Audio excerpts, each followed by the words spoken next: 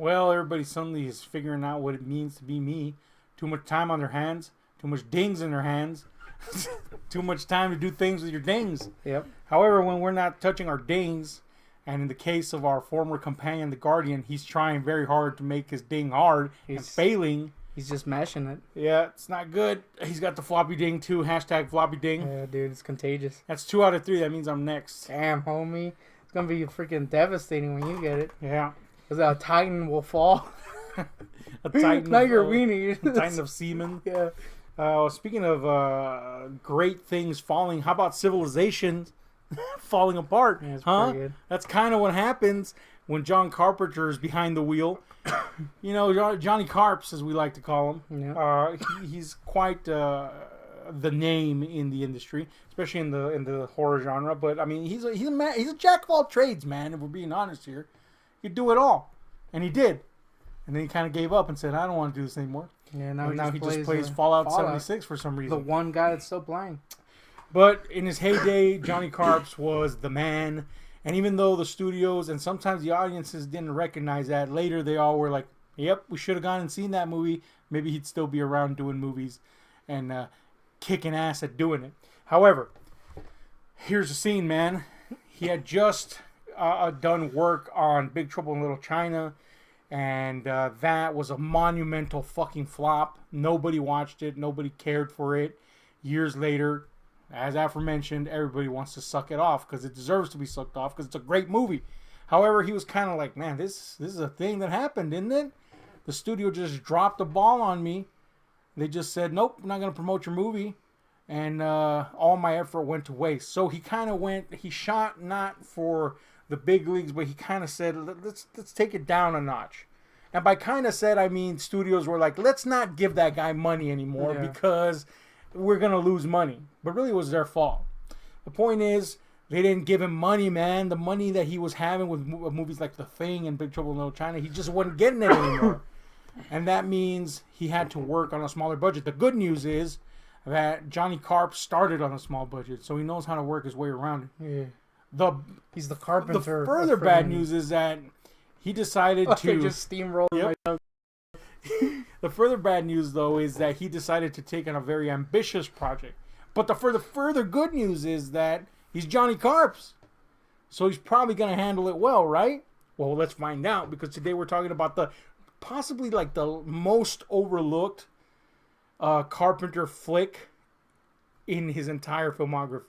Now I realize this is a filmography that includes such movies as Memoirs on Invisible Man, which nobody remembers / chooses to remember.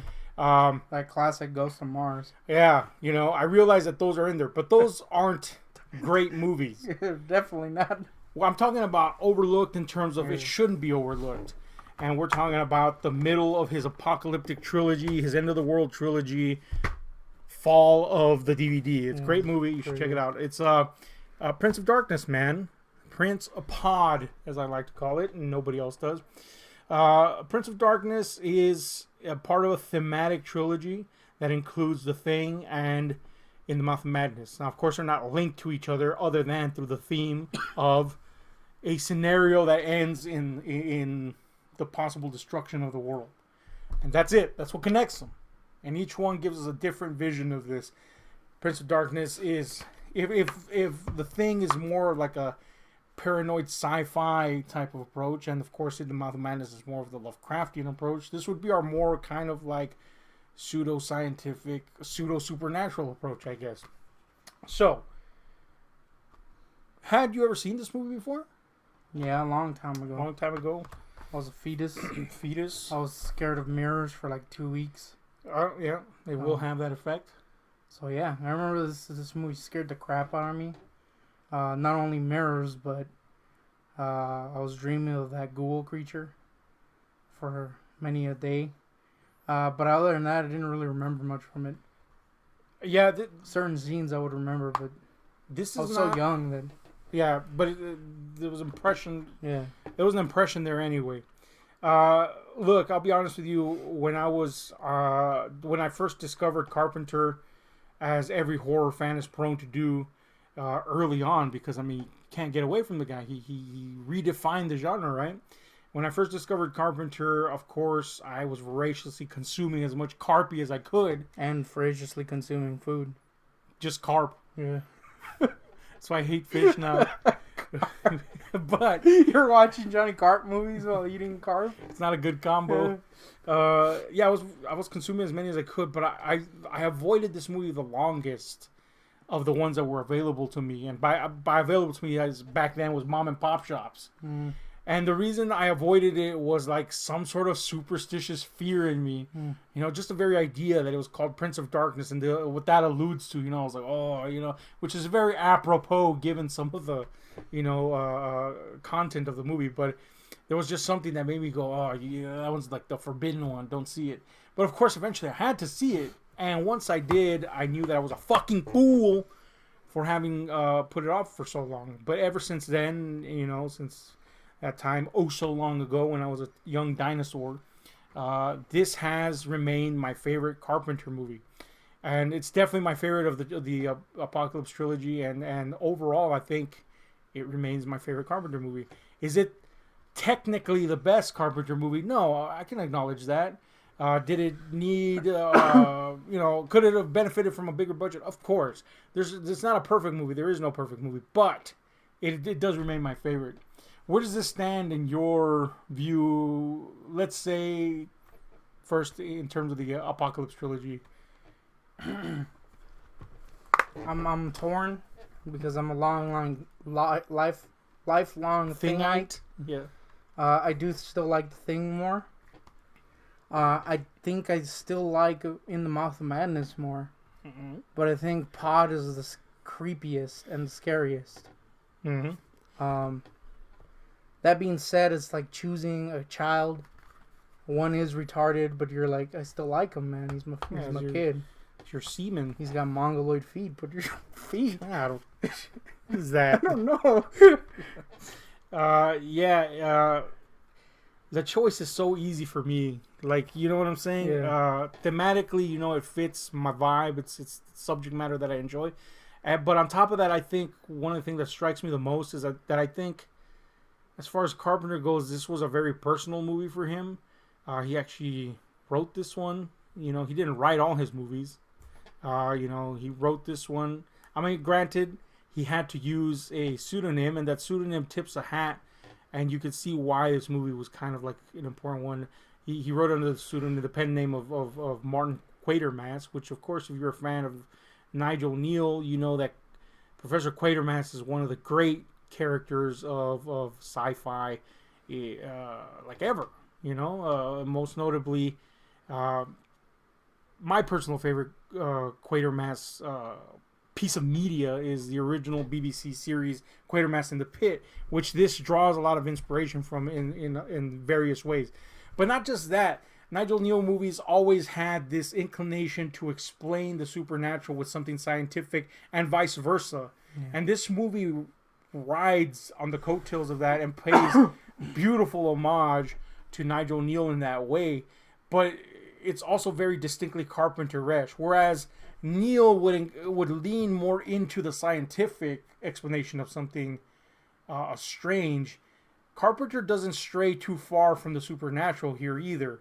He kind of creates this balance between the two, where these two things coexist, and neither is an absolute truth. Yeah. And so he creates this weird, very scary middle ground where nobody holds an absolute truth. And there's a scene in this movie which I'll talk about later when we discuss our favorite scene, that really, really rings for me every time I've seen this movie. But anyway, for those reasons, because I feel that this was his love letter to Nigel Neal, because it plays like a Nigel Neal movie, you know, with all these scientific types coming together and discussing it. People talking about stuff. Yeah. You get so much of the atmosphere from conversations on top of the other stuff that you know you usually do. I love that stuff. I love when a story comes through by just what people are saying, and that ideas just start bubbling in your head based on the conversations. I love that shit. So that's why that decision's so easy for me. On top of it, yes, being, like you said, of the three, easily the creepiest. I'd say of his entire work, easily the creepiest piece. So, let's talk about this flick, man. First, I think out the gate, I think we have to both agree that Donald Pleasance He's pleasant. is very pleasant. Yes, because he's a hot boy. Pleasance He's really good in this. is, I guess, this is an ensemble cast, but I guess if you were to put someone as the lead, he would be your lead. If you haven't seen Prince of Darkness, by the way, it all is all the events are set forward in motion by the death of a priest who is part of a secret sect that holds this eons old secret close to heart. And when he dies, Donald Pleasance's character comes into contact with his secret, if you will, and he asks the help of physicist and his students to decipher what this means, what the secret means. This secret that puts the generally held beliefs of everybody, or a large portion of the populace, into the spotlight. And, you know, they steamroll from there. But anyway, plus ooze. Pleasance is this lead character, this priest, and there's just something about the way he portrays this character. Very understated, very like a very humble character. But most importantly, I think a character that's scared out of his wits about the implications of what he's discovered and what they are discovering even more as the events progress. Which brings me to this scene that I've been talking about. There's a lot of scary scenes in this movie, but I think the scariest scene in this movie is this part where Pleasance is giving the priest, let's just call him the priest is giving the last rites to somebody that has passed. And as he's giving the last rites, he realizes that his words mean nothing anymore. That everything that he believed may not even be the way he believes it. And he just stops. He like kind of, he like struggles. He realizes, and he just kind of retreats into himself.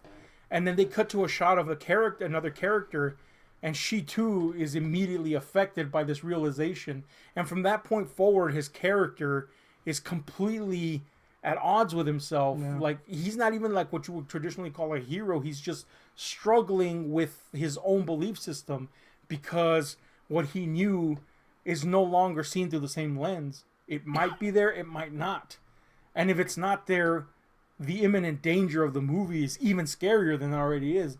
It's such a subtle scene. It's again, his performance sells it all, and it just shows how damn good he was, you know, as an actor. Pleasance, I think, is one of the biggest fucking check marks of positivity this movie has. He's excellent. Give me your favorite scene, man, and a positive that's linked to it. I feel like it's kind of a cheat, but I think like towards the end, again, if you haven't seen it, stop watching. But towards the end, once you know, like the creature is taking over a body, all that shit was just hella creepy still, just visually. I think I've gotten to a point where I don't get easily scared by movies, but there is something that's still very, very eerie about every time that thing is on screen. Just because, not necessarily visually, though, yes, it's very gross. It's just like, you know what it is, and you're like, damn, homie, this is a thing that's happening. The title might, I mean, I hope, gives away what they're in the process of discovering here. Prince of Darkness, a reference to Lucifer, Satan, whatever you want to call it. But this being an ode to Nigel Neal type films, the truth is not the traditional truth, as it were. Here we get a Satan that is partially that tradition and partially something else, partially something that at times best be explained by physics. You know, he's somewhere in between these two things, and to see like a different take on what we normally see in this type of movie, like possession in this case, it's a completely different way to portray possession. and yet it strikes familiar chords in just the right way, so it becomes incredibly unsettling from a visceral sense. It's disturbing looking. It's grotesque. Yeah, there's a scene where a character walks in to the room and there's just like this ooze. Ooze plays a big part in this movie. Lots of ooze. Yeah, secret of the ooze, some might say. Diesel's in this. Anyway, there's just ooze like shooting into her face and mouth. Yeah, and that's like, ugh. there's just something really weird about having to digest something that we so normally understand one way. Yeah, and it's in a completely different way. Yeah. So here, instead of Satan being this spiritual figure, he's a biological and scientific fact. He just happens to also have some of the baggage of the spiritual myths attached to him. So it's so bizarre, and it kind of like takes your mind and puts it somewhere very uncomfortable, because whether you believe in the spiritual or not, we are very familiar with the stories, and again, just seeing it from a completely different point of view. So I get it, man. And again, the visuals contribute a lot to that. Yeah. So yeah, you get this like kind of grotesque possession, I guess, of a person. But then there's like these scenes where the mirror stuff is what I'm trying to get at. It's hella creepy. Yeah. And the little glimpses you get of the other side, I guess. So the idea is very, very creepy and one unsettling. Of the many ideas, and there's a plethora of ideas that this movie sets forth, because nobody really understands what they're looking at here. Yeah. Nobody really understands. They just can only take the words written by many people in a book that have been guarding this secret forever. So we get glimpses of quasi-beliefs, quasi-science to try to explain what's going on here. And what we ultimately get is this kind of like a goulash of fucking ideas to try to help the viewer process. And it's so cool because your mind has so much to chew on.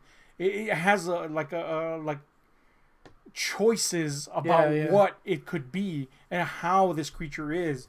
So those choices are actually fucking scary, man. Yeah. How often can you say that just the idea of something being presented to you, the many ideas in this case, is scary?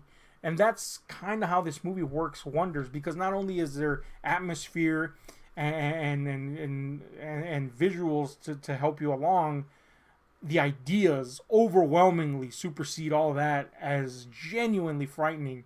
And be they the concept that there is some sort of fallen angel type of creature that pre-plotted this great takeover from the beginning of time, or just the idea that us relying more on science allowed it to grab a foothold and become stronger in the spaces between atoms. Just crazy mind-bending shit, that all interweaves with what we know and sometimes don't know about either of these fields, be they science or religion. Super awesome, man. Just really creepy stuff to be culled from all that. Love it. It's also notable that we've blown our loads over Donald Pleasance here, but this is an ensemble movie for the most part, and there are quite a few, I'm not going to say big names because they're not big names, but quite a few familiar faces in this movie.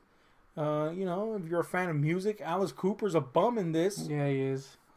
Head bum, I guess. Oh, yeah. What did you think about the bums in this? I thought... well, from a visual standpoint, of course, it's pretty awesome. But what's your take on the bums? I've seen some interesting discussions. But what's your take on the bums? Because I feel like they basically surround the search. Yeah. John Carpenter movies always have a siege element to them, or most of the times have a siege element to them. And here, the church that they're in, studying this being, is basically always surrounded by bums that are coming off the streets and being part of this. So there's like a part where they mention that the creature is kind of, or the entity is influencing lower life. Mm-hmm. And I was just like, damn, homie, poor bum. Yeah. The bums got taken over like before the bugs and shit. Yeah, it's really cool. Excellent that you picked up on that. And we see it before we see the bums. We see like ants and worms. And on top of that, before we even see that, we see, you know, like in religion and prophecy, there's a lot of talk of harbingers and portents and signs in the sky. We see that as a thematic. And then that coupled with, yes, like lower life forms being obviously influenced to work for this entity. And then, the bums come in. So it's very unsettling. Like, what the fuck? First of all, damn, homie. Yeah, it's hating on them bums? It's a little... I mean, it's not wrong. I guess in the social sense, I guess but not. That was a little like once that line came in, I was like, damn, homie. But you know, I mean, it makes sense. Don't get me wrong. Yeah. But you're still kind of like, damn, hating on bums. It's pretty interesting. It's an interesting way to fill up the potential armies of the evil one here quickly without having to immediately chip away at your main cast. Yeah. But in all these conversations that I've heard back and forth about the bums, this and that, I've never come across this that I'm going to put forward, and tell me what you think about it. But at one point, they're discussing the nature of the beast, as it were, the entity here, and how the priest accuses the physicist, played wonderfully by Victor Wong, who of course was in Big Trouble in Little China also, accuses the physicists of their disbelief and their progress being the reason that this enemy of old has grown powerful in the space between, as aforementioned, the atoms, right? It's grown there. It's come to its peak of power. And I thought the idea of forgetting tradition somehow made this more powerful. What's more forgotten than in our society than the people on the streets? Yeah, we pass by them. We don't, you know. That is ultimately what it is. If you are kind of just looking at and taking it at face value, then you're just kind of like, damn, Carpy hates bums. But that is definitely what it is, you know. It's a pretty eerie concept, and also kind of like an alarming one about how, just in general, not even in the context of the movie, about how things can slip in and we don't even know. It's even like kind of heavily shown early on when the bums aren't at full creep factor, and the main characters are just kind of like dismissively like, these are things that are happening, aren't they? Yeah. Even the preacher does that with the weird hag. Yeah, hag. So yeah, it's definitely that. But Carps also hates bums. Hashtag truth. Hashtag the truth. Yeah, man. We have I mentioned that Victor Wong plays the professor of physics here. We have Dennis Dunn, who was also in Big Trouble in Little China, playing one of his students, which is like this cocky, rich kid type of student that, I'll be honest with you, I love Dennis Dunn in Big Trouble in Little China, but if there's one unlikable character in this movie, it's, mind you, he's supposed to be unlikable. Yeah. But, like, man, he's like a bratty type of unlikable. I was fine with him for the most part in the beginning, but towards the end, when, like, shit's going down, this homie's, like, cracking wise. Yeah. I was like, homie, shut up. You're not ruining anything, because I know, it comes off as this kind of like this scared guy trying to be in this thing. But at the same time, it's like, homie, these are like creepy ass scenes, and you're like telling shitty jokes. I think what sells it is at the end of the movie when everybody's like, recovering and or dead from the events. This mofo just fucking vanishes. Yeah. He's like fucking fleet-footed. He's out of there, man. Yeah. So I think that's ultimately what excuses all his behavior. He's just like you say, just a scared guy, overcompensating. But I will say that some of his lines come off a little corny. Mm-hmm. I think if I had to critique something in the movie, it would be some of his lines are hella corn. Mm-hmm. And sometimes they come at times where you're like, I could have done without that line. Yeah. Again, it comes off, it makes sense with the character, but you're so like into the freaking mood and shit that it is a little like, ugh. Yeah. He's definitely the weak link in the armor. and it's just because of his character. Yeah. It's definitely not him as a talent. But yeah, and everybody else in this cast is really good, man. You know what I'm saying? The black guy, it's got to be one of the creepiest. Charlie Pride? Yeah, the Charlie Pride looking black guy. I forget his name. I forget the rest of this cast names in general. But he's something special, man. Homie's like freaking gooey the whole movie.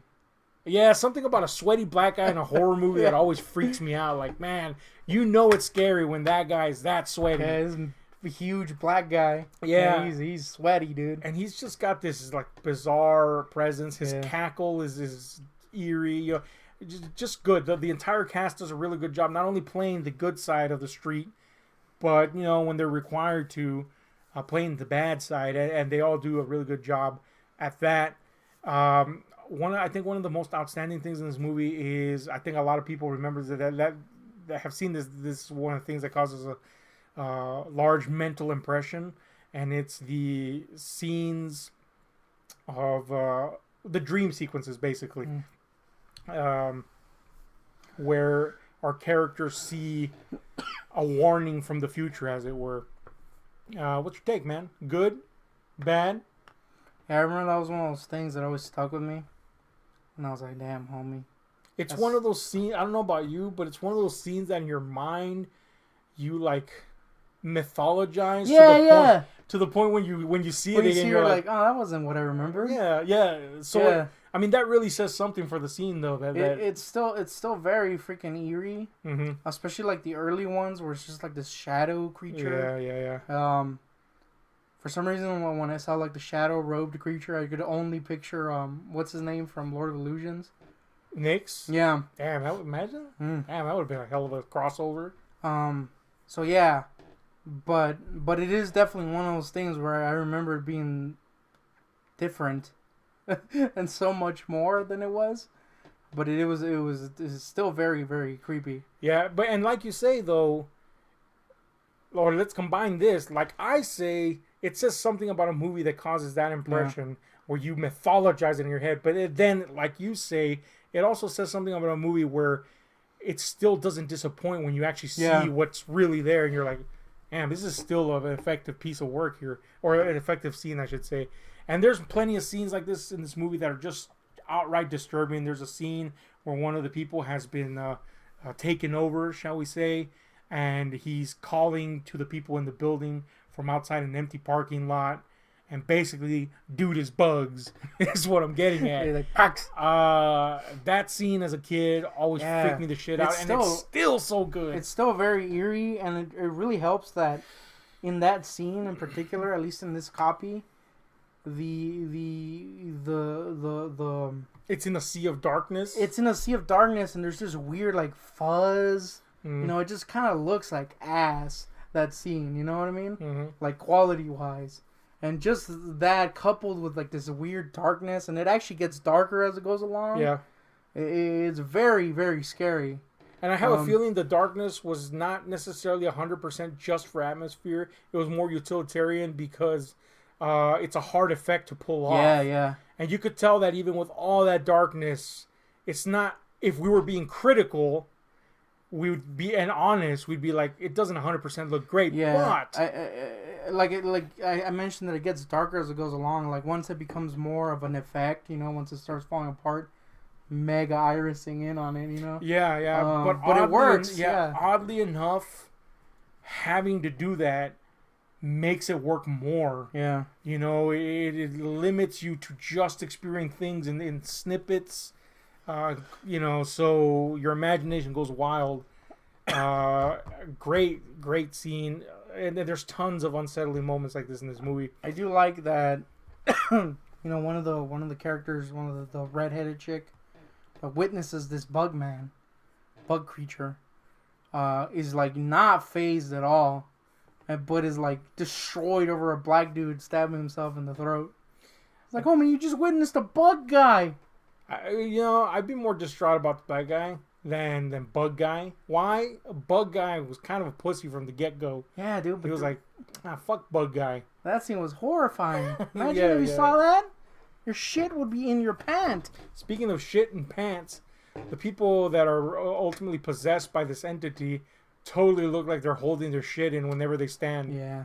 Just a note that whenever you see this movie, just think that they're all holding a massive dookie. Especially the first one, you know, the one that no one knows for some reason.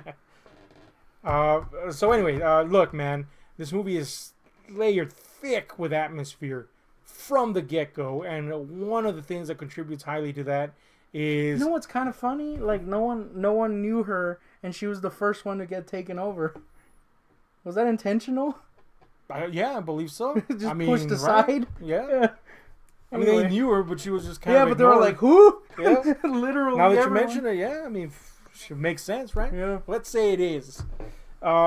Anyway, yeah, the atmosphere in this is layered on thick, and one of the things that contributes to that a lot is Carpenter's score. Yeah. Which, of course, Carpenter scored the bulk of his movies, and he's got some of the most memorable and yet simple approaches to scoring a film ever. But, you know, of course, everybody's rocking that fucking Halloween theme and ignoring all the other cool shit that he's done. This is arguably my favorite Carpenter score because it's so pervasive. There's not a moment in this movie, save maybe a few brief ones, that this movie is not constantly just buzzing with a score. You know, and it's all a variation of this thumping, ominous beat. Yeah, it kind of gives off this like weird impending doom feel. Yeah, definitely. I feel like if it didn't have that score, it would be a very different movie. Mm-hmm. It's kind of like when we saw Conan, where it's just like, damn, the music is really important in this movie. Yeah. Obviously in a different way, but yeah, it's very, very mood setting. Yes, absolutely, absolutely. And also the way the movie is structured for the first, like third, is very, very unique versus your standard film. We don't get straight away into a straightforward narrative. Rather, we're kind of hopping from scene to scene, patching together the plot as we go. Sometimes scenes without dialogue, sometimes snippets of dialogue, sometimes really brief cuts. Yeah, especially early on, or like early on when the credits are still going on. This might be the longest credit sequence in the movie, like opening credit sequence. It's just intercut with these like scenes, like mini scenes that just set up stuff, and the score added to that is very, very, and it's instantly creepy. You know, it's done so efficiently that it almost feels like you're still watching the credit sequence. Yeah, you know, like a good healthy amount of minutes into the movie, and you're like, oh wait a minute, it's just the same structure. It's a really neat way to communicate tons of information without bogging you down. And just being like, all right, I don't get it anymore. I don't care anymore. And he had to do that because he had quite the cast to handle and quite the swath of ideas to put out. And to get some of these ideas out in scenes with barely any dialogue is pretty fucking impressive. Before we get into, you know, the full brunt of the dialogue later on. So, you know, that's something that I've always admired about this movie. How it just handled that so deftly, you know, atmosphere, setting, characters, ideas, all brought on in this big smorgasbord of intercut sequences. Love that shit. Love it, love it, love it. Give me something, man. Is there something you hate or didn't quite jive with you? Give it to me. I think the biggest critique. I have two critiques. All right. And it is that guy. Some of his lines are hella corn. But, Dennis Dunn, okay. But the biggest critique, I think the biggest sin this movie commits, unforgivable some might say, is that they didn't cast Atkins as the mustache guy. Yeah, that was a missed opportunity. Atkins should have been in this movie. Hashtag Atkins. Give me that Atkins diet. I'm torn because Tom Atkins would have to have totally played him as a pussy magnet. Yeah, and granted, dude. the guy here is trying to get laid 24/7, but he ain't on that Atkins role. You know what I'm saying? Like Atkins in The Fog is literally spends the whole movie getting fucked. Basically, that's basically all he does in that movie. Fuck Jamie Lee Curtis. Damn. Halloween 3, trying to get that pussy so hard that he literally stumbles into a world-ending conspiracy. Look, man, Atkins would have been great. I'm all about Tom Atkins being in stuff, and I was even the one that first vocalized this to you, and you agreed. But in all honesty, it would have been a completely different movie if Tom Atkins was in there. And I really like this guy, of course. I'm not trying, I'm all for a fucking hero in a movie that has a mustache, like an 80s mustache. I just feel like if you're gonna get a dude that looks like Atkins, might as well go for the Atkins. You might as well at least go for the Atkins, or at least have him cut that stash. Or I mean, because like you can't have two, especially with Carpenter, who had the Atkins connect. Yeah, dude. Nah, but really, this dude's actually quite good. But yeah, dude, Atkins needs more Everything needs more Atkins. Everything. Atkins should have been Arwen in Lord of the Rings. Damn, totally would have bought that. He would totally try to bang himself. Damn, he'd be hitting on all the L's, thinking they were chicks. Atkins. Anyway, Atkins is awesome. We've established this, yes. But so is Prince of Darkness.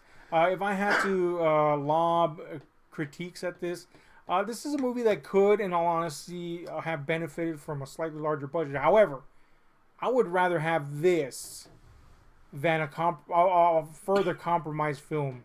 You know what I'm saying? I'd rather have something that's genuinely great versus something that he had to give something up just to get a better effect in here or there. And really, the aforementioned bug guy, some of that, he makes it work so well.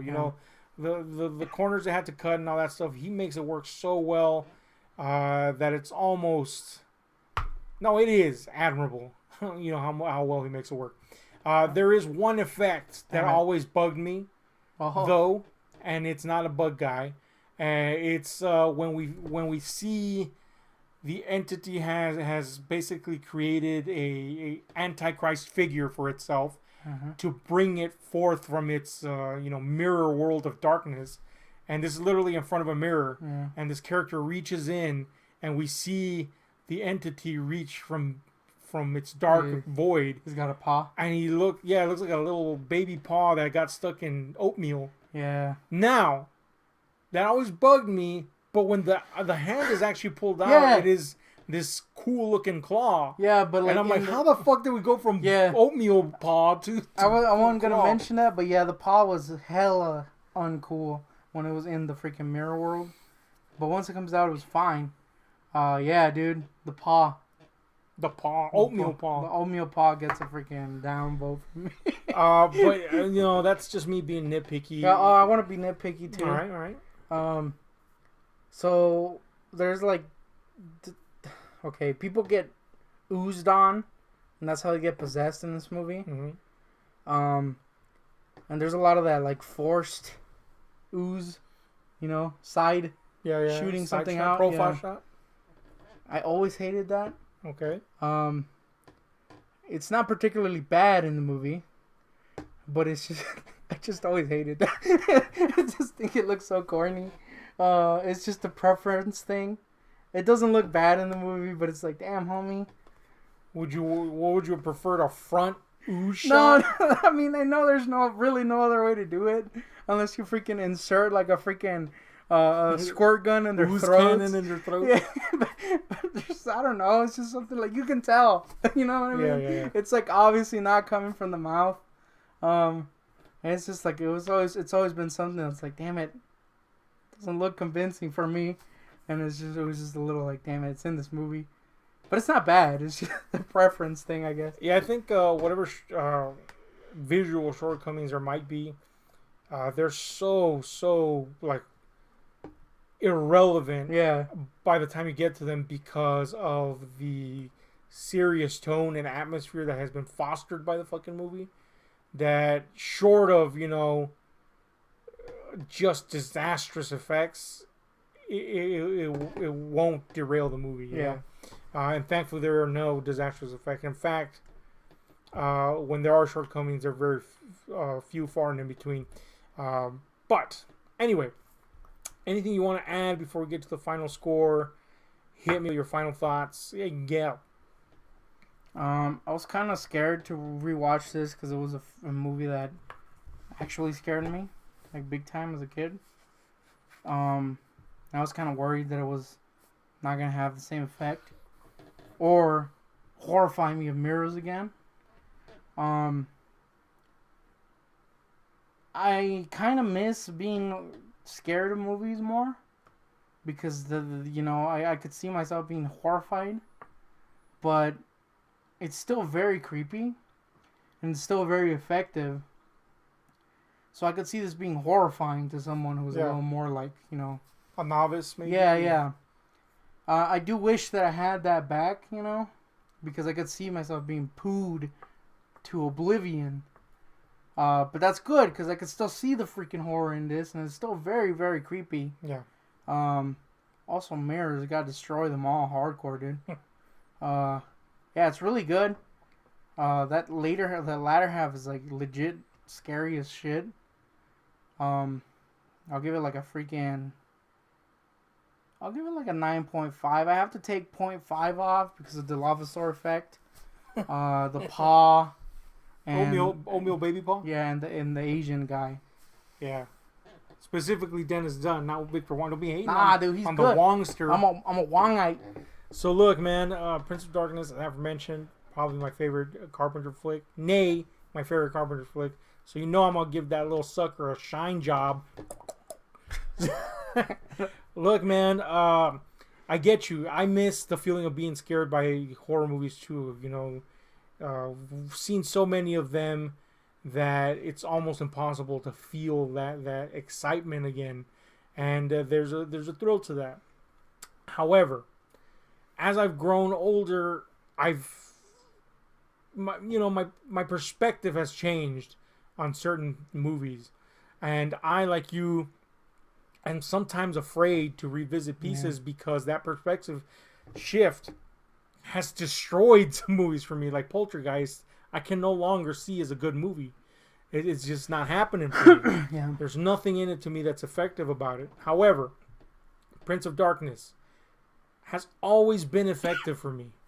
And a lot of that has to do with the heady way it approaches its material. It doesn't back down from being a serious movie, which, admittedly, sometimes genre films, when they feel that they're not getting somewhere, they throw in a little, yeah, we're just kidding. This motherfucker is straight up, they're always like, we're not kidding. This is what's going on, fuckers. And they don't back down, and it comes across strongly. The ideas come across strongly, and ultimately, now from an older perspective, what actually manages to freak me the fuck out is not the visuals, it's not the thick atmosphere. That stuff is also very creepy. Yeah. It's the ideas posited. Yeah. As aforementioned, that scene with Pleasance where he's just like shattered by the realization that he can no longer just simply pray to God.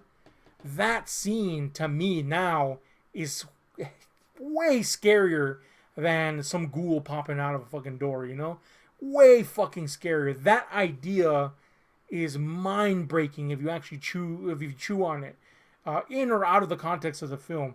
And I love movies like that. And several movies recently have had that same effect on me. For example, fucking The Witch had that effect on me. There's concepts in there that are just so mind-blowing that they're scary. And this movie's riddled with ideas like that. And that's ultimately the type of scare that I get from this now versus that kind of primal scare that I got from it as a kid. But, like you, I am glad to see that the movie maintains that feeling, that vibe that is like unmistakable. That that if you saw this at another time, you'd still be fucking freaked out by it. So this movie stands strong. I can't give it a perfect 10 because I do acknowledge that there are minor issues in it. But I will give it a 9.5 like you. It's a great movie, man. It's such an underrated Carpenter classic. I still have no idea how this movie doesn't get more attention. By this point in time, people have just about seen every fucking movie they can when it comes to a director they love, and Carpenter's one of the most beloved, and still this movie doesn't get a lot of traction, which is shocking to me. But if you like him thick with atmosphere, you're a fan of Nigel Neal. If you like a little philosophical edge to what's going on, and if you still like them weird, creepy visuals and cool music and all that stuff too, bugs. This movie, it got that stuff in spades. So there you go. If you haven't seen John Carpenter's Prince of Darkness, for damn sure, check it out. If you're an Alice Cooper fan, he's in it. He's a guy in it. He's the only pale bum for some reason. Was that like a thing? Like, I gotta be the pale bum. Yeah, dude. Pale bum. Pale bum? Hashtag pale bum? Hashtag pale bum. This was after a Dada, so. Damn, dude, Dada. Dada was good, dude. It was an album you bought on the fly for some reason? Yeah, it was freaking eerie, dude. I'm not saying it's not. I'm just saying, what the hell was that? Apparently he doesn't remember it. That's probably why it was good. Because he was in his drug days, apparently. Cooper Zing. Yeah. Just saying, he's kind of hella corny. Yeah, he's kind of corny. He calls it his scariest album, and I agree. It's actually quite eerie. And eerie this movie is, too. How did that go into a review of Dada? Anyway, tell us what you think of Prince of Darkness. If you haven't seen it, do check it out. It's quite the unforgettable piece. Yeah. Anyway, we're out.